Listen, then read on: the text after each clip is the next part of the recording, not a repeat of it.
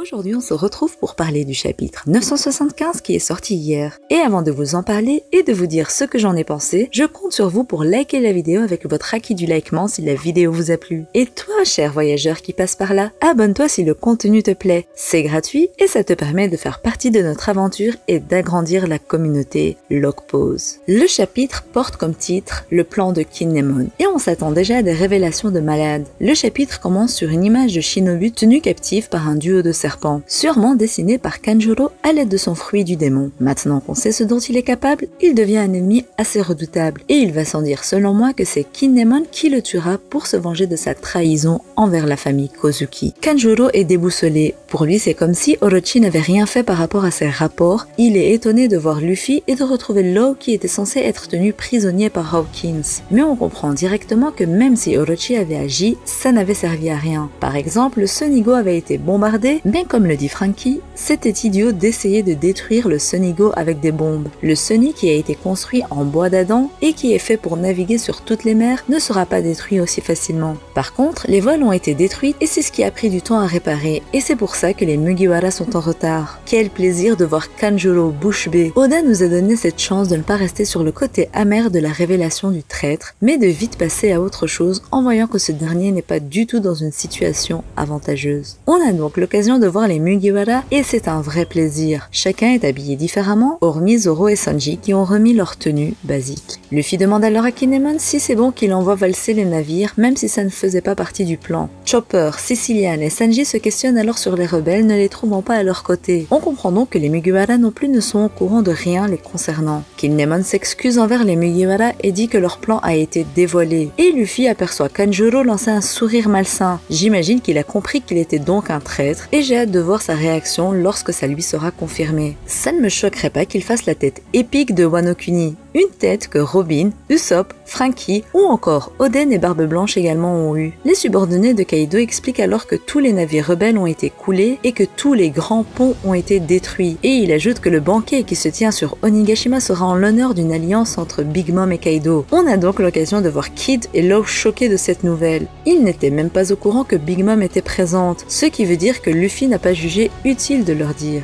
Même si effectivement ça aurait été une bonne chose de les informer, mais connaissant Luffy, il avait la tête ailleurs ou ne voulait pas que le raid sur Onigashima soit annulé. Mais ce dernier n'était pas non plus au courant de l'alliance entre Big Mom et Kaido, et pourtant on n'a pas vu de réaction de sa part. Mais bon, il s'en fiche un peu contrairement à Kid et Law qui prennent leurs précautions. Luffy fonce tête baissée en toutes circonstances. Les sous-fifres de Kaido se vantent alors de leur force. 3 navires sont venus sauver les samouraïs, mais pour autant, leurs navires sont bien plus énormes et selon les sbires de Kaido, ils ne sont que du menu fretin. Luffy, Law et Kid décident alors de leur montrer de quel bois ils se chauffent et chacun veut aller seul. Mais on a droit au retour du Monster Trio de Chapondi. Chacun veut se battre et au final ils finissent par se battre ensemble. Quelle page magnifique suit. On a l'occasion de voir Kid utiliser sa technique Punk Rotten où on aperçoit la forme d'une armure qui se crée autour de lui, faisant de lui un monstre métal. Ou encore Luffy qui utilise le Bondman et Law sa technique habituelle Rhume. Ils ne rigolent pas et ont donc détruit directement un navire sans souci. On a l'occasion de les voir se disputer directement. Ça peut être du fait que chacun voulait s'occuper seul des ennemis et que l'autre s'est mis sur le chemin et je pense bien que c'est cela. S'ensuit alors l'arrivée du bateau de Kyoshiro avec ses Yakuza. Les sous-fifres de Kaido sautent de joie et ils demandent à Kyoshiro de couler les ennemis. Kyoshiro leur dit alors de les laisser faire, sauf qu'il coupe le navire ennemi. Zoro l'aperçoit et se rappelle de lui, mais déjà rien que de le voir couper un navire en deux, comme l'a fait Mihawk lors de son apparition, ou comme l'a fait Zoro après l'ellipse, montre que Kyoshiro est très fort, et est sans doute l'un des plus forts des fourreaux rouges. Kyoshiro s'adresse alors aux fourreaux rouges. Ashura Doji se prépare à sortir son katana, spécifiant que Kyoshiro le somnolent est connu pour bien manier sa lame. Mais cela ne sera pas nécessaire. Kyoshiro demande alors l'autorisation aux fourreaux de se joindre à eux pour le raid. Il s'explique alors concernant cette décision. Il remémore alors l'incident d'il y a 40 ans, l'incident du dieu de la montagne. Il explique alors que Kinemon en était le responsable mais qu'Oden avait endossé le rôle du coupable. Kinemon comprend alors qu'il s'agit de Denjiro car il était le seul au courant de cette histoire avec Sir Oden. Les fourreaux sont tous choqués et Kyoshiro retire sa perruque. Il explique alors qu'il ne pouvait pas leur dire la vérité bien qu'il le voulait sous peine d'avoir son identité révélée au shogun Orochi. Il a donc bien joué son double jeu jeu jusqu'à la fin, et il l'a bien fait. Il annonce donc qu'il a libéré les 1000 samouraïs qui étaient prisonniers de la capitale et demande à ce que ces rebelles et les 200 hommes de la famille Kyoshiro rejoignent la rébellion. On a donc l'occasion de voir des personnages qu'on avait déjà eu l'occasion d'apercevoir rapidement lors de la distribution du plan. Denjiro alors se réjouit et dit qu'il en attendait pas moins de Kinemon.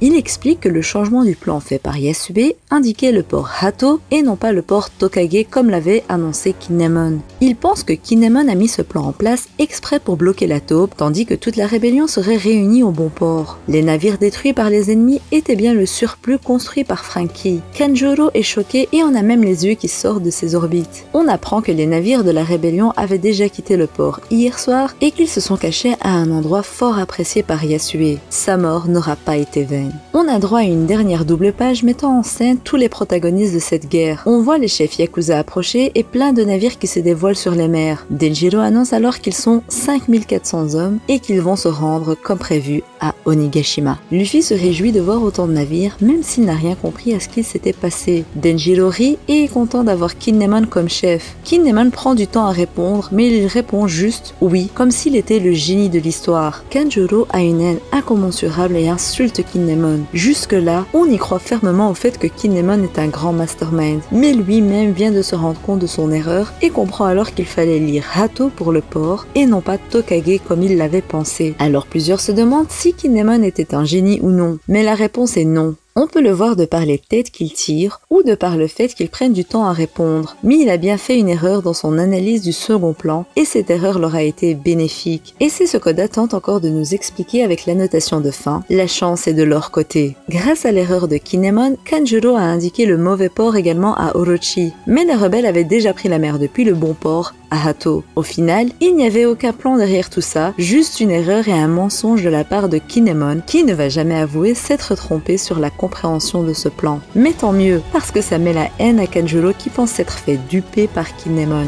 Ce chapitre était juste énorme et très drôle dans son enchaînement. La découverte de l'alliance entre Big Mom et Kaido, Denjiro qui se dévoile et Kinemon qui passe pour le génie du mal. Ce chapitre était au top.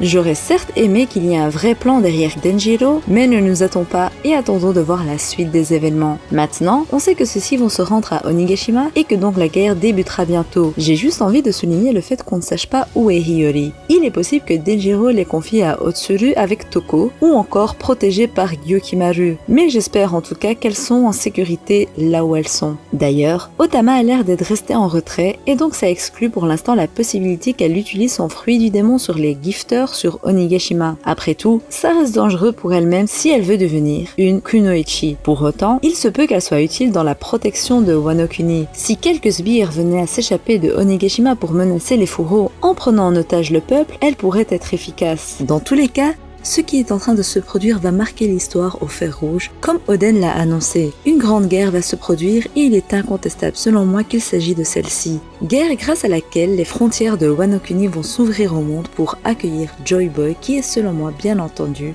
Monkey D. Luffy. J'ai hâte de voir comment Oda va nous amener tout ça. Et surtout, j'ai hâte et je stresse pour la guerre finale. Car comment c'est parti, ça risque d'être chaud pour l'Alliance. Même s'ils sont 5400 maintenant, et qu'on peut compter on va dire une quinzaine de grosses pointures parmi eux, Luffy, Law, Kid, Killer, Zoro, Sanji, les 9 euros rouges, parmi lesquels je compte Izo, ils ne seront pour l'instant pas assez pour vaincre les ennemis, et surtout pas pour vaincre De Yonko. Mais j'ai une idée de ce qui pourrait arriver à Wano Kuni, donc si ça vous dit que je vous refasse une vidéo sur les renforts de Wano Kuni avec toutes les possibilités, dites-le moi en commentaire, je me ferai un plaisir de le faire. J'ai quand même été choquée de voir que Luffy a utilisé le bandoman comme s'il s'agissait d'une simple attaque. Ça nous prouve qu'il a évolué et que sa force n'est plus du tout ce qu'elle était. Pour lui maintenant, utiliser le bandoman c'est basique alors que ça ne l'était pas il y a encore quelques mois sur Dressrosa. J'ai donc hâte de voir quelle marge de progression il a eu et surtout s'il a eu l'occasion de maîtriser correctement le Ryō que Hyogoro lui enseignait. J'ai tellement hâte aussi de voir la technique complète de Kid et voir ce qu'il en est réellement de son apparence parce que vu comme ça, il avait l'air juste trop stylé. Il a l'air d'utiliser le même style de technique que Luffy pour le moment. Les deux pensent assez de la même manière. Bref, j'ai hâte. Pour les voyageurs les plus patients ou qui ont suivi la vidéo jusqu'au bout, je tiens à vous signaler que je vais faire gagner une pop One Piece sur Instagram très vite.